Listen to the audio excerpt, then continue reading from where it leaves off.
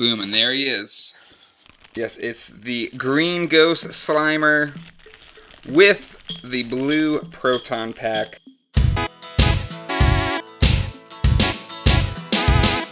Hey everyone, welcome to Geek Dad Life. I hope you all had a great 4th of July holiday weekend.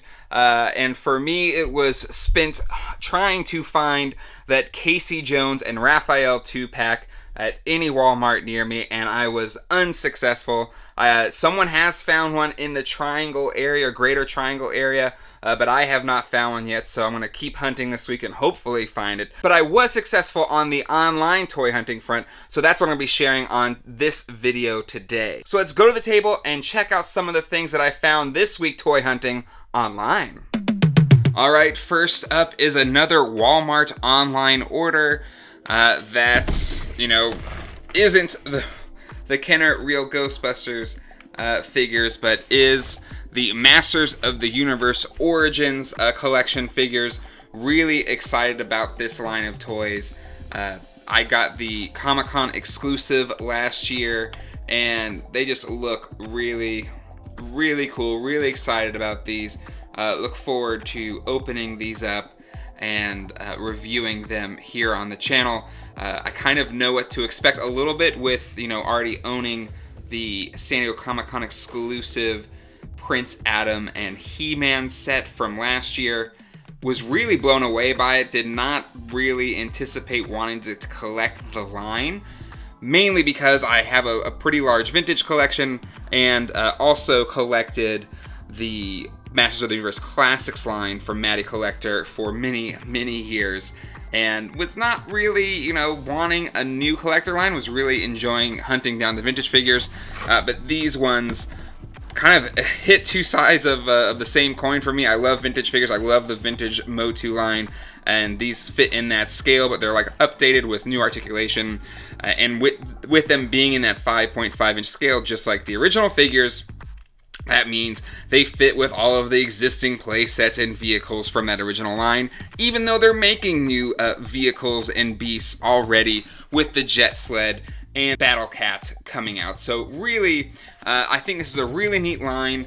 Very similar to the Kenner Classics Real Ghostbusters figures in that it's an 80s property, but a big difference here is that these are new figures in the same scale, have, evoke the feeling of the vintage, but are something completely new. So really excited about this line. Look forward to reviewing these on the channel. Definitely stay tuned for those. All right, next up is another. It's as a nostalgia junkie, it's a good year for that.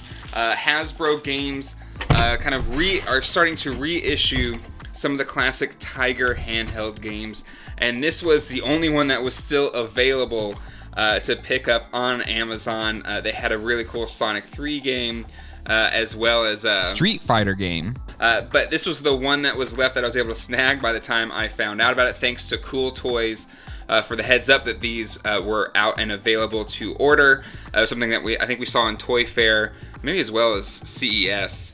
But still, love this Transformers Gen 2 or G2 motif here, which is the kind of the early 90s rebirth of the Transformers line. Reused a lot of the molds from the original G1 Transformers. I had a few of these as a kid. The games themselves are usually not great, but still a neat little bit of nostalgia and a fun thing to share with my kids.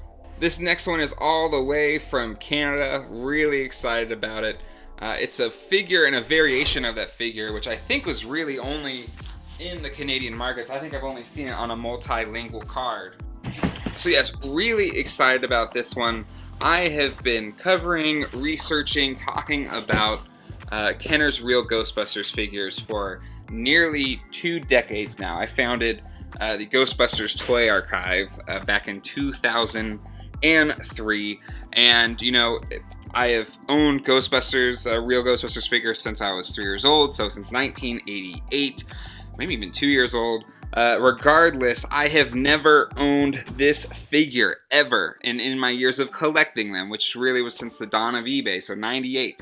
And, having the site where I was documenting and kind of sharing the history of the Real Ghostbusters figures. I have never owned this figure or any variation of this figure, so really excited to add it to the collection. There's other things in this set as well, so that was kind of a neat bonus. But yeah, let's check it out. I can see it. Oh, nice. Got some mini ghosts here. Boom, and there he is. Yes, it's the green ghost Slimer with the blue proton pack. A super, super rare Ghostbuster figure, and one that I have never owned. Not even the red backpack variant or proton pack variant.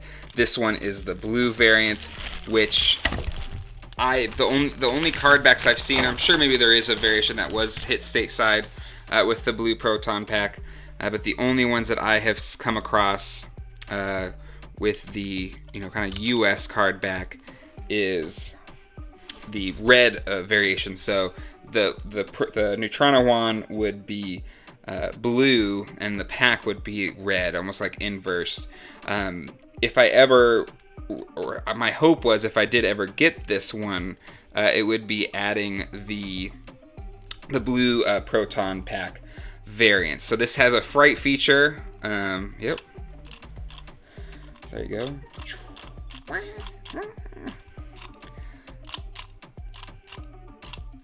And this was one that I never even knew existed until the Ghostbusters action figure website in the late 90s by Crispin, otherwise known as Ecto Glow.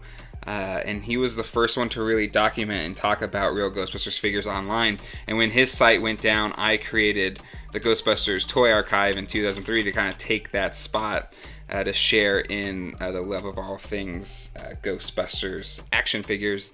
But overall, it looks great. The proton pack looks great.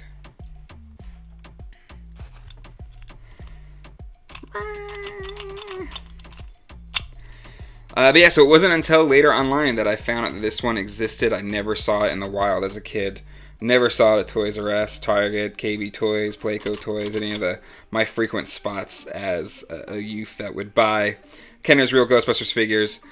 So really excited to add this one to the Ghostbusters collection and put it on the shelf. And I might do maybe a deep dive history of this figure as well.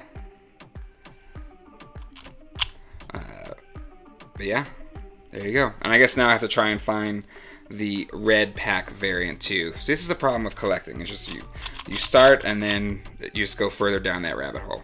All right, let's see what else is in this pack. Got a Granny Gross. Have quite a few of those. It's a great figure. Like, just, I also love that there's a portrait of her in the firehouse.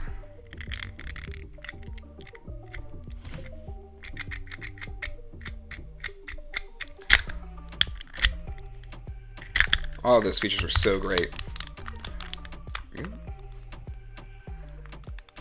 always had a feeling maybe she was based off of Queen Elizabeth a little bit. I'm not sure.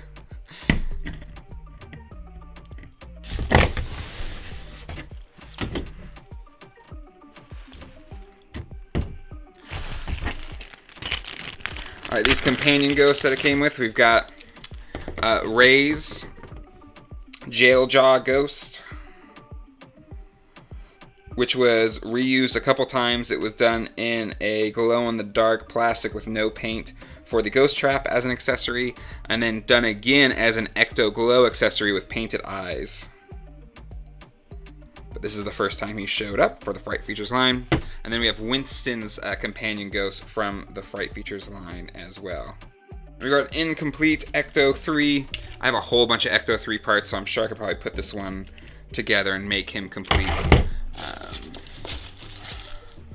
We got a first series Winston figure.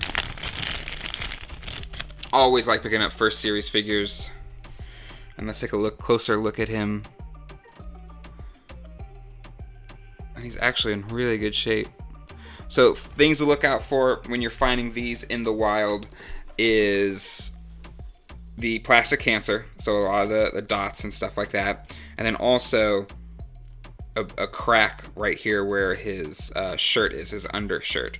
There usually always will be a crack right along there, so always look out for that. I don't see any trace of plastic cancer, which is great.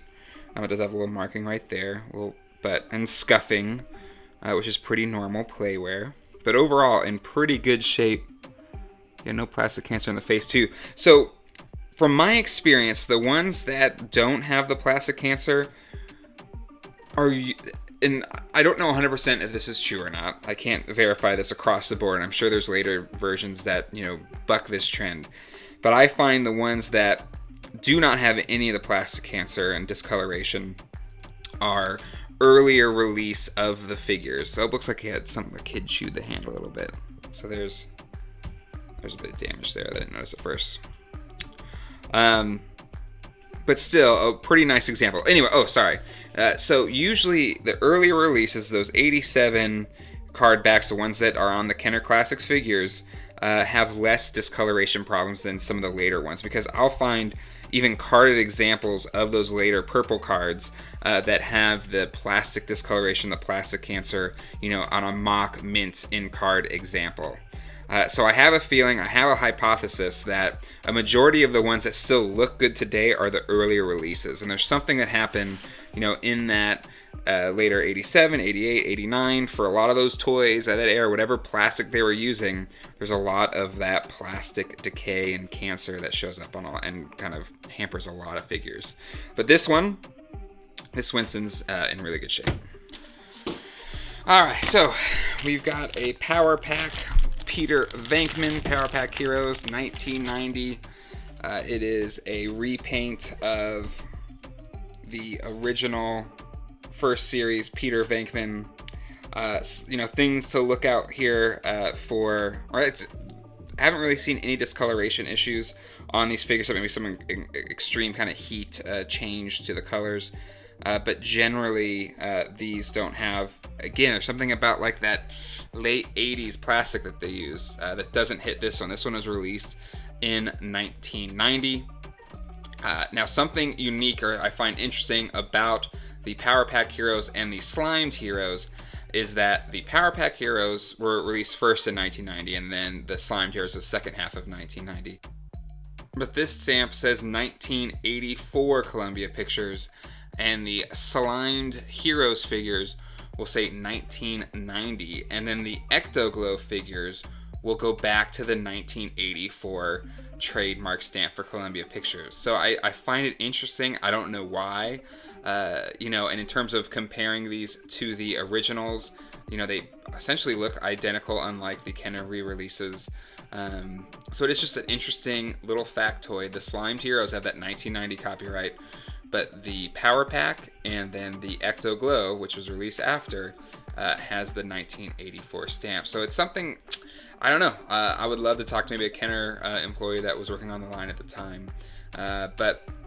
So I have a mock example of this Peter Venkman, but I actually don't have a loose example. So while this one isn't in perfect condition, definitely has some hair wear and stuff like that, I don't mind a little bit of wear. It means it was loved and deserves a place on the shelf for me. So this one will go there. It's one of the only ones I'm missing from the Power Pack line. Every other one I have is complete. This one is incomplete, but finding the accessories for these is not honestly that hard if you just kind of pay attention when you are hunting. But I love the Power Pack Hero line. I love the kind of the very late 80s, early 90s deco for the paint.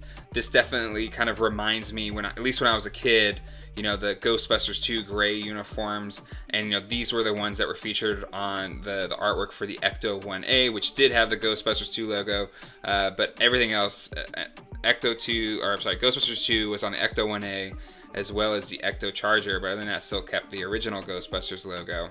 It did annoy me that Slimed Heroes and Power Pack Heroes moved the Ghostbusters insignia to the chest, when I would have preferred it still on the arm, which the Ectoglow Heroes brought back. But still love these figures. So always good to get one of those. And then last but not least is one of my favorite all times, the Fright Features Ray. This one is beat up. It is one of his parts of his ecto goggles has completely sheared off. The other one is completely beat. His poor stomach is rubbed to the skin tone underneath on the plastic. His gloves are beat up. Yeah, this one has seen better days. I think this one will go to Alex. I think he'll get a kick out of it. And again, you know, he can throw it around and it's not going to hurt anything because it's already been beat up. But it'll still get played with and still get loved. So there you have it. There is this pretty, I mean, aside from the Slimer, pretty, you know, stuff you can find pretty easily in the wild. But this Slimer is definitely one that I was super pumped to acquire. And yeah, let's go see where we're gonna add this Slimer to the display here for my Kenner Real Ghostbusters figures. Let's go put him up. Alright, so this is the current Real Ghostbusters setup, and I feel like Slimer should go perfect right here with the other Ghostbusters right in line. I may tweak that a little bit, but you know, he's you know, the friendly green ghost Slimer, and I think he fits in perfect right there, front and center, with my favorite of all the toy lines that I collect. And you can't really pick a favorite, but you know, everyone knows Real Ghostbusters is my fave. So there you go, there he is, looking good, right where he needs to be. And there you go, that's what toy hunting is all about, is completing those collections, or never completing, maybe ever so more close to completing your collections. And finally finding this Slimer gets me one step closer to that. This channel shares the nostalgic passions of an 80s and 90s kid that grew up to be a geek dad. So make sure to hit like, hit subscribe, and click on that bell icon to be notified when the latest episode of Geek Dad Life drops. Also, check out some of my other toy hunting videos, as well as this one that YouTube wants you to check out. And hopefully I'll be able to find that darn NECA Casey Jones figure. He's my favorite Teenage Mutant Ninja Turtles toy, and I really, really would like to add him to my NECA Turtles. I've gotten all the big ones so far, really every single one at Comic-Con, so would really like to find that Casey Jones. Hopefully my toy hunting videos this week will be more successful in that endeavor. Alright, we'll see you all next time. Hasta luego, and goodbye.